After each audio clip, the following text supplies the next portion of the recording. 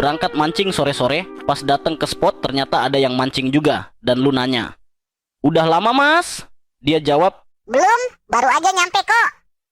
padahal matanya udah merah, tangan belang dipenuhi lumpur yang sudah mengering, baju lepek kayak lap motor, badan bau matahari, kuku jempol kayak abis gali sumur gegara kebanyakan ngait umpan, botol minum udah kempes kayak payudara nenek-nenek. Dan tatapannya kosong. Anjing! Tatapan orang yang udah dari pagi nungguin ikan, tapi yang nyamber cuma nyamuk. Bangsat! Woi! Jawaban baru nyampe itu bukan jujur. Itu tameng. Tameng buat nutupin fakta paling memalukan buat pemancing.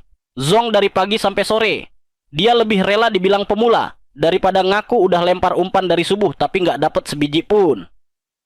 Gengsi bro. Gengsi lebih mahal dari umpan satu toples. Tapi ya udah, kita semua juga pernah di titik itu. Duduk diem, bengong, mulai mikir ulang. Apa hidup gue cuma gini-gini doang?